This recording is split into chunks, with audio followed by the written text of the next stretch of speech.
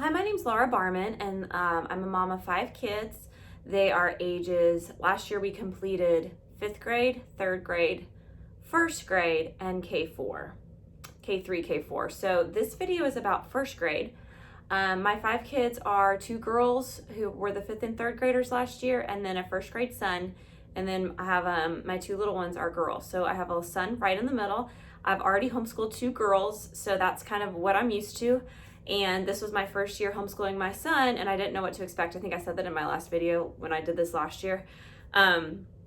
This is really helpful for me just to kind of recap what I did. So I'm just going to be totally honest. I didn't know what to expect homeschooling a son using Abeka. I had done it well with my daughters, but my experience with them had been with fewer children, and I was a little fresher to homeschool, a little newer. And I did it totally teacher-led with them when I did 1st grade with my 1st and my 2nd child. They were girls. They loved to paint and draw and do everything at the table, and they were all about it. And I didn't know what to expect with my son, who is a summer birthday. All my kids are summer birthdays except my baby, or my 2 little girls. And I did not know what to expect with him because he was a 1st grade, but a young 1st grader. And so a little story about him. His name is Josiah. He is born in June. We decided to hold him back technically. So this past year he was technically in kindergarten, although as a homeschooler we decided to continue on and do 1st grade since he had done kindergarten the year before. So basically he did 1st grade work. He was in name a kindergartner, but did 1st grade work at home. Everywhere we went, he was a kindergartner and he was the oldest in his class. At home, he was a 1st grader, a young 1st grader. And that's just because academically we thought he could handle it, and we wanted him to socially, in social situations, we wanted him to be the oldest instead of the youngest for a variety of reasons. I mean, our main reason was that he's the youngest of his school-aged kids here. So he gets a lot of experience being the youngest. He gets a lot of experience maybe not being as accomplished academically, when we're doing learning all together. He gets a lot of experience with older kids, so we wanted him to have an opportunity to shine and I guess be one of the more mature in the group instead of the least mature, which is what he's more used to at home. So let me run through what we did with him. We did the same Abeka language arts that we had done with our daughters. And that means I use Abeka for language arts. That is reading, spelling, handwriting. Is that all? Reading, spelling, handwriting. That's basically it. For reading, it's like phonics. So phonics, it's all kind of together. So I'm gonna show you what I mean by that.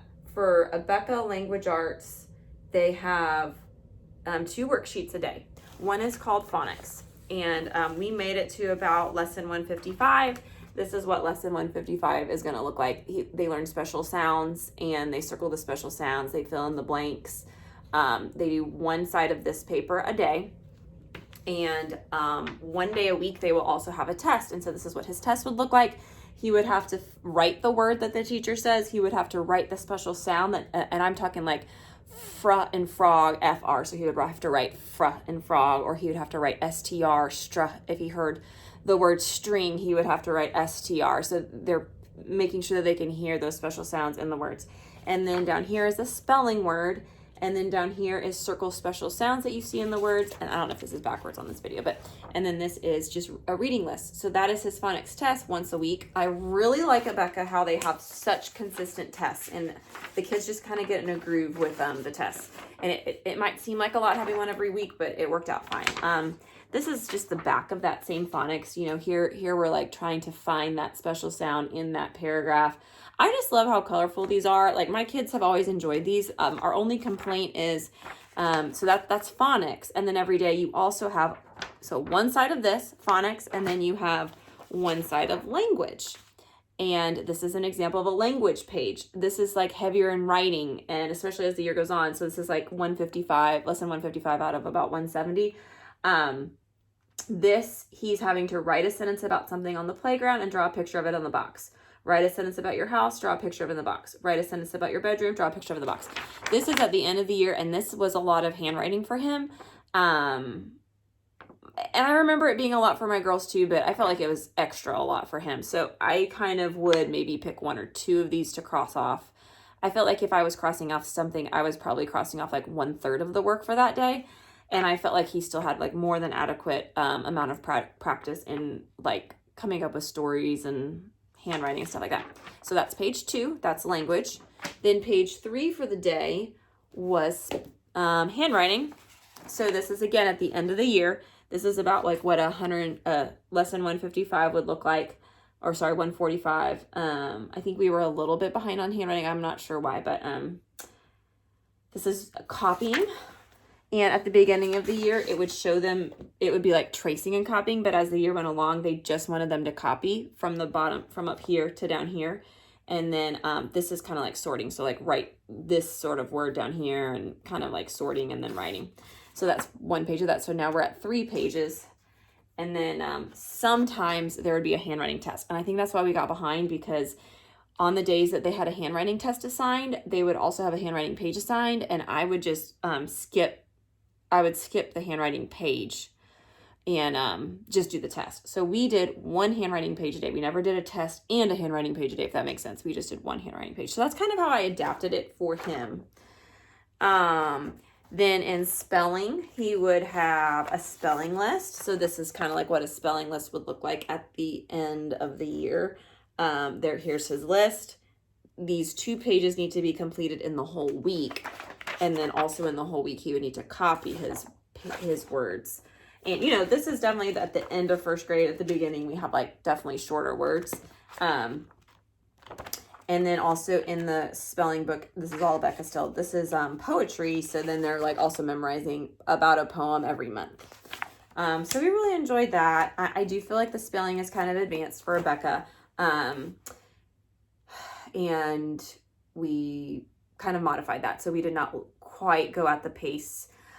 Just honestly, because he was young. He was a young 1st grader. And so I just felt like he was getting plenty going at a slower pace. So we probably made it about 2/3 through that book, which kind of put us behind on tests because we couldn't do the test until the spelling had been done. But I think all in all, when I look back on the year, he did not complete Abeka 100%. He probably made it like 90% of the way through. But I feel like as a 1st grade year for him, it was great. He learned a lot. He learned a lot of spelling. By the end, he was doing great. A lot of the times in the lessons, they refer to these phonics charts. Because in kindergarten, they start learning special sounds. In 1st grade, they learn all the same special sounds, and then they learn some more. So by the end of the year, they really, really are confident with these special sound charts. So I just have these at the table just in like a little clip so that if he needs to refer to those, he can be like a little bit more independent with it and not necessarily need me. Here is the teacher guide with the lesson plans. It's a big, thick book. It's spiral bound. I've used it now this is my 3rd time using it, so that's why I changed it, or I had to change it into like this binder. But it was already hole punched. So anyways, this was great. We had 5 kids this was our 1st year homeschooling with a 6-month to a 1.5-year-old, and it proved to be a big, big, big, big challenge. And this was probably my most challenging homeschool year I've ever had. Just with even other stuff going on. So we tried out Abeka Academy for the first time, and I started that like around lesson 30. And this is when I honestly, and I'm just sharing because I think there's a lot of YouTubers out there that like do homeschool perfectly, and I try to do it as best as I can, and I just have to be okay with that. So I'm here to share lessons from a not perfect homeschooler. Maybe that should be my YouTube title, but the lessons from a not perfect homeschooler is that a lot of times we would just do the pages and we would not do the lesson plans associated with the pages, because a lot of times these pages are pretty self-explanatory and you don't need the lesson. But after about 30 lessons, I started feeling like kind of guilty and like this isn't fair to him. He really needs the lessons. He really needs, just like that time that my girls had, and my girls did great. And I'm like, who's to say they didn't do great because they had the lesson and someone was teaching them the lesson? That was me. And now here he is, and he's not getting the lesson taught to him because there's not too many kids, but there's more kids and I'm more distracted. So I looked into Abeka Academy. I got just the single subject videos, and that was language arts. So let me show you real quick. It ended up being really, really helpful for us. So this is when he logs in, and you would just scroll. I don't know if you can see it, but hopefully you can see a little bit. So you just log in, scroll down, and we would like scroll down to phonics and language.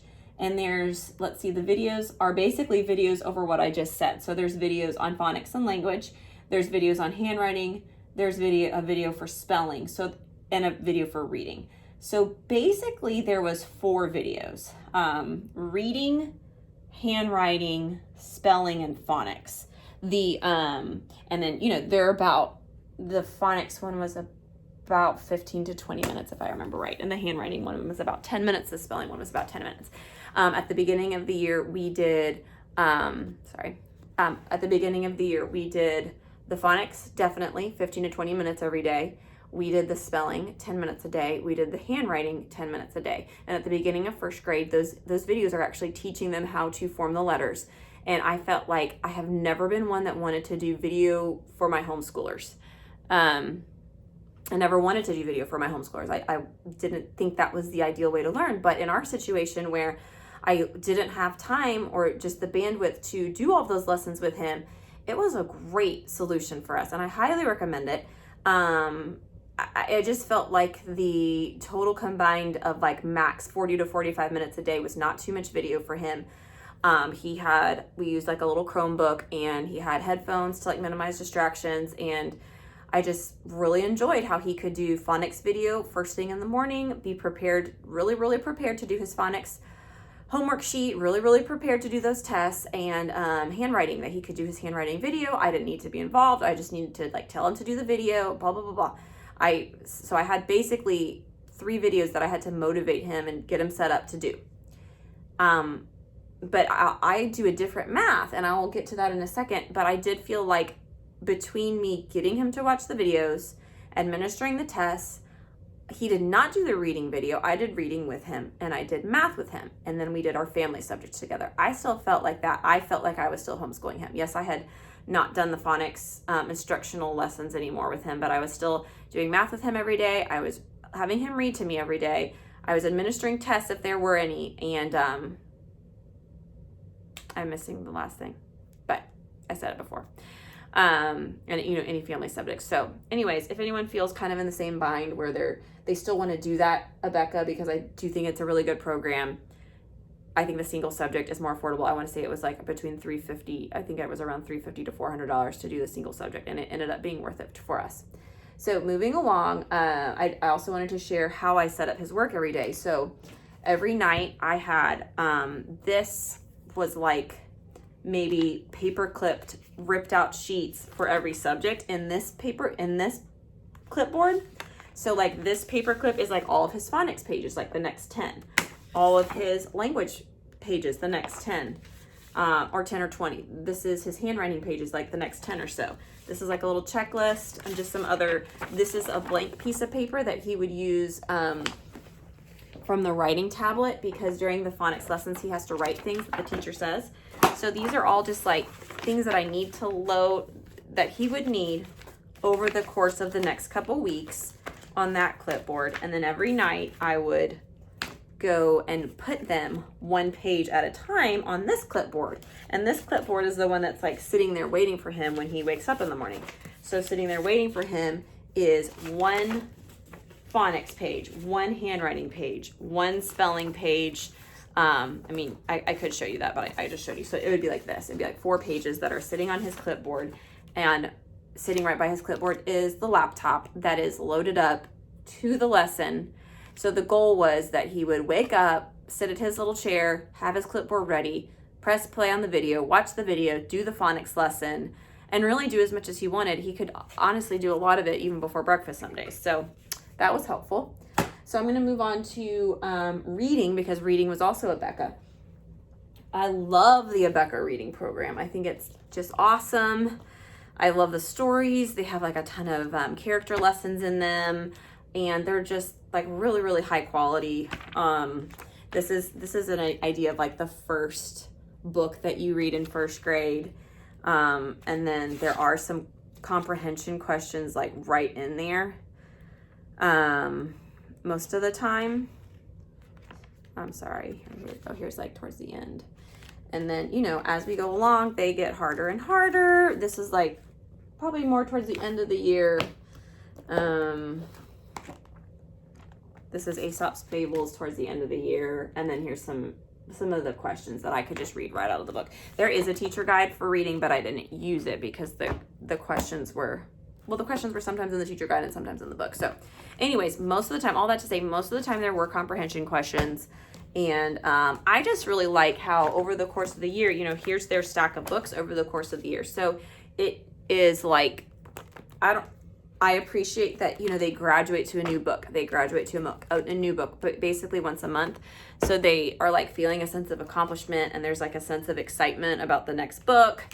So anyways, I really enjoyed that. Moving along to math. For math, we use Math Mammoth, and the reason we use Math Mammoth is I have honestly never tried Abeka.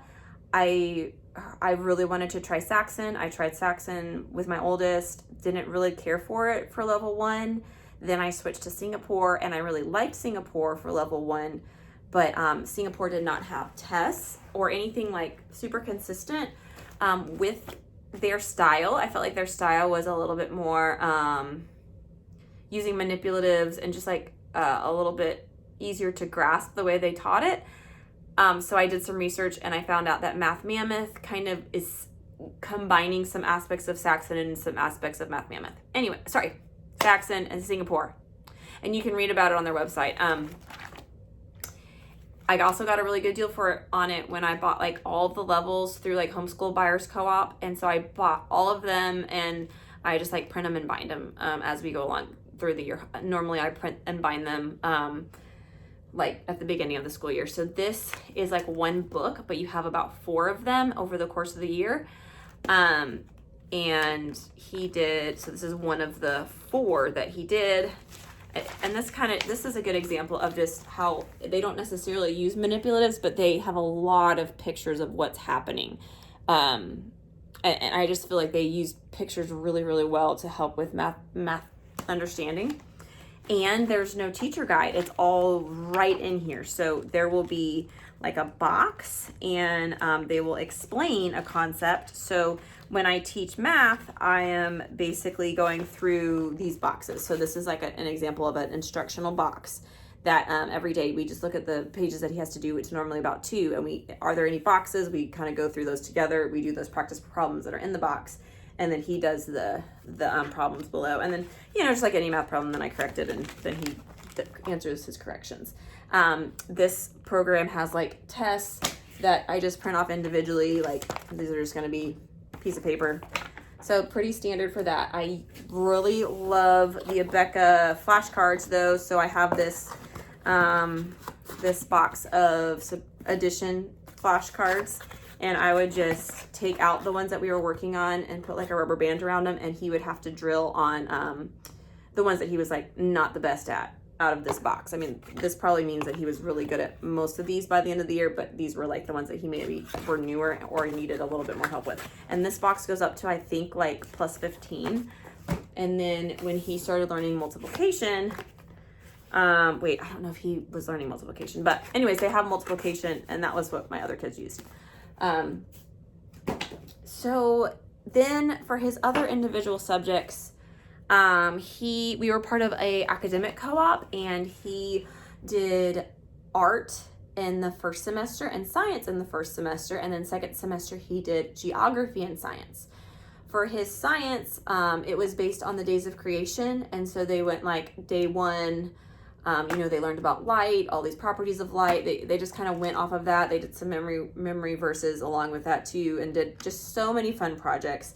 That was just basically created by the teacher. This was like probably the main textbook, and we read a lot out of here, but it was a great curriculum that was created by his teacher, and he had homework on that throughout the year. He had a binder. I don't have that to share, but he learned a lot and really, really enjoyed it. For geography, he learned about the United States of America. He learned about North America. So he learned about the US, Canada, and Mexico, and he had a ton of fun with that. For art, it was just basic art principles, so he had a binder for that. Again, that was like all teacher created, so I don't have that to share. I have our family subjects will be in an upcoming video. So All in all, I really was happy with how he did. Oh, I did want to share one thing. In the Abeka curriculum, they do start reading the Bible at the end of the year with this primary Bible reader, and it is actually really challenging. It has always been really challenging for my kids. It's like in King James Version. And it's still like a nice quality book with like color on every page, a picture on every page. So I'm not complaining about that. But just like the King James Version language was a little tough for my kids. So we always subbed out this, which is awesome for a new reader, the Beginner's Bible. And it's like also a picture on every page, but I just felt like it was perfect reading level. So I just wanted to share that. And that's all for homeschooling first grade, my son Josiah. I hope that was helpful. Bye.